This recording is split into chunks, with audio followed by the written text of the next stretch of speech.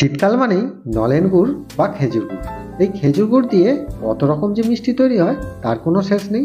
আজকে আমি আপনাদেরকে দেখাবো একদম দোকানের মতো পারফেক্ট রসমালাই তৈরি করে, তাও যদি খেজুর গুড় দিয়ে হয় তাহলে তার কোনো কথাই নেই। এই রকম রসমালাই যদি আপনারা বাড়িতে তৈরি করে নিতে পারেন তাহলে দোকান থেকে কিনে আনার আর কোনো দরকার নেই। তাহলে বন্ধুরা, দোকানের মতো পারফেক্ট রসমালাই তৈরি করতে গেলে কিছু টিপস অবশ্যই আপনাদেরকে ফলো করতে হবে। তো বন্ধুরা, আমি মৃণাল, মিষ্টির কারিগর। আপনারা দেখছেন বেঙ্গল সুইটস চ্যানেল। আজকে আমাদের রেসিপি দোকানের মতো পারফেক্টভাবে নলেন গুড় দিয়ে রসমালাই তৈরি। তো বন্ধুরা, আপনারা যে এখানে রসমালাইয়ের গুটিটা দেখতে পাচ্ছেন, এটি তৈরি করা খুবই সহজ ব্যাপার।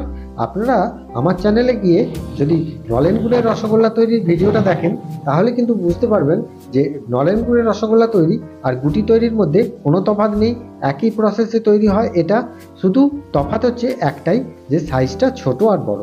রসগোল্লাটা একটু সাইজটা বড় হয় আর গুটিটা কিন্তু রসগোল্লার হাফ হয়। তো কোনো অসুবিধা নেই। আমি এখানে যেহেতু ভিডিওটা যাতে বড় না হয়ে যায় সেজন্য আমি রসগোল্লা তৈরি আর এই রসমালাই তৈরি একই যেহেতু, সেজন্য আমি আর এখানে নতুন করে আর তৈরি করে গুটিগুলো তৈরি করে আর দেখালাম না। আপনারা ওখান থেকে যেয়ে আমার চ্যানেলে গিয়ে ওই রসগোল্লা তৈরির ভিডিওটা দেখে নেবেন, তাহলেই কিন্তু গুটি তৈরিটা আপনাদের সহজ হয়ে যাবে।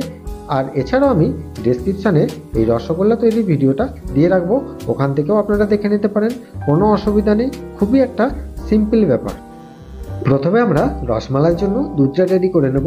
দুধটা রেডি করে নেওয়ার জন্য এখানে কড়াই দিয়ে দিচ্ছি আমি 2 লিটারের মতো দুধ। আপনারা চাইলে এখানে 1 লিটার দুধেরও করে নিতে পারেন, কোনো অসুবিধা নেই। এখানে আমি দেখানোর জন্য 2 লিটার দুধ দিয়ে দিচ্ছি। এবারে গ্যাসের ফ্লেমটাকে লো টু মিডিয়াম রেখে হালকা করে দুধটিকে ফোটাতে হবে এবং অনবরত নাড়তে হবে যাতে কড়ার মধ্যে না লেগে যায়। আচ্ছা, এখানে একটা ছোট টিপস আছে যে রসমালাইয়ের জন্য দুধটা পারফেক্টভাবে রেডি হয়েছে কিনা সেটা বোঝার জন্য আপনাদেরকে অবশ্যই ফলো করতে হবে। দেখুন, খুন্তি করে যখন আমি দুধটা তুলছি কতটা পরিমাণে গাঢ় হয়েছে, খুন্তির গায়ে কিন্তু দুধটা লেগে লেগে যাচ্ছে। এবার এখানে বলে দিই ফর্মুলাটা, যে 1 লিটার দুধটাকে ফুটিয়ে মেরে 400 গ্রামে নিয়ে চলে এলে তাহলে কিন্তু দুধটা খুব গাঢ় হবে এবং পারফেক্টভাবে দোকানের মতো রসমালাই তৈরি হবে। রসমালাই দুধটা রেডি হয়ে গেলে এটিকে 5 মিনিট ঠান্ডা করে নিতে হবে। এই যতক্ষণ রসমালাই দুধটা ঠান্ডা হচ্ছে ততক্ষণ আমি গুটিগুলোকে সাজিয়ে নেব। গুটিগুলো সাজানোর জন্য এখানে আমি যে দইয়ের কাপগুলো হয় সেই কাপগুলোকে আমি আগে ট্রের মধ্যে সাজিয়ে নিচ্ছি, ওখানে আমি রসমালাইয়ের গুটিগুলোকে সাজিয়ে নেব। এবার এখানে এই গুটিগুলোকে আমি 4 পিস করে নিয়ে ওই কাপের মধ্যে দিয়ে দেবো। আপনারা চাইলে 5 পিস করেও দিতে পারেন। এবার এখানে একটা টিপস আছে, এই রসমালাইয়ের গুটিগুলোকে এইভাবে হাতে করে টেপা হচ্ছে কেন, বা রসটা বার করে নেওয়ার কারণটা কি? এই রসমালাই গুটি থেকে, গুটির মধ্যে থেকে যে রসটি আছে সেই রসটিকে যদি টিপে বার করে নেওয়া হয় তাহলে কিন্তু এর ভেতরে দুধটা সঠিকভাবে ঢুকবে এবং কোয়ালিটিটাও ভালো হবে এবং গুটিগুলো নরমও হবে, খেতেও কিন্তু একদম দোকানের মতোই তৈরি হবে। দোকানে সাধারণত এইভাবেই গুটিগুলো থেকে রস বার করে নিয়ে তারপরে কিন্তু কাপের মধ্যে দেওয়া হয়। এবারে গুটিগুলো সুন্দর করে সাজিয়ে নেওয়ার পর এখানে আমি যে দুধটি রেডি করে রেখেছি রসমালাইয়ের জন্য, সেই দুধটির মধ্যে আমি নলেন গুড় মেশাবো। তো নলেন গুড় আমরা কতটা দিতে হবে, এখানে 1 কেজি দুধের জন্য বা 1 লিটার দুধের জন্য 50 গ্রাম নলেন গুড় দিতে হয়। এখানে যেহেতু আমার 2 লিটার দুধ আছে সেজন্য আমি 1 চাটু মানে 100 গ্রামের মতো নলেন গুড় অ্যাড করে দিচ্ছি। আপনারা চাইলে এর থেকে একটু বেশি পরিমাণ নলেন গুঁড়ও দিতে পারেন, কোনো অসুবিধা নেই। এখানে আমি নলেন গুড়টি দেওয়ার পর একটু দুধটিকে ভালো করে ফাটিয়ে নিচ্ছি, তাহলে কিন্তু দুধটি আরেকটু গাঢ় হয়ে যাবে এবং আরেকটু ঠান্ডাও হয়ে যাবে।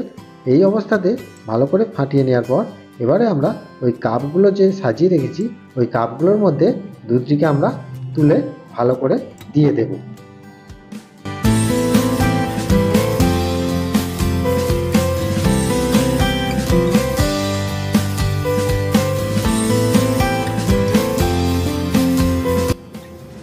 এই কাপের মধ্যে দুধটা দেওয়া হয়ে গেলে এটিকে 3 থেকে 4 ঘন্টা ফ্রিজের মধ্যে ফ্রিজ করে রাখতে হবে, তাহলে কিন্তু এটা অনেকটা ঠান্ডা হয়ে যাবে। তারপরে কিন্তু এর ওপরে আপনারা যে কোনো ড্রাই ফ্রুট ইউজ করে ডেকোরেশনটা করে নিতে পারেন। এখানে আমি সাধারণত চেরি ফল দিয়ে ডেকোরেশনটা করে নিচ্ছি, আর এর সাথে কিছু পেস্তা বাদাম দিয়ে আমি ডেকোরেশনটা কমপ্লিট করে নিচ্ছি। তাহলে বন্ধুরা দেখুন রসমালাইটা কতটা সুন্দর হয়েছে। আমি এখানে একটু চামচে করে তুলে দেখাচ্ছি, দেখুন কতটা নরম এবং কতটা গাঢ় হয়েছে রসমালাইটা। তো বন্ধুরা, আজকের রেসিপিটা কেমন লাগলো সেটা আমাকে অবশ্যই কমেন্ট করে জানাবেন। আর চ্যানেলে যারা নতুন দেখছেন তারা অবশ্যই একটা সাবস্ক্রাইব করে পাশে বেল আইকনটা ক্লিক করে দিয়ে যাবেন। দেখা হবে আবার অন্য কোনো মিষ্টি রেসিপি নিয়ে। ভালো থাকবেন, সুস্থ থাকবেন, নমস্কার।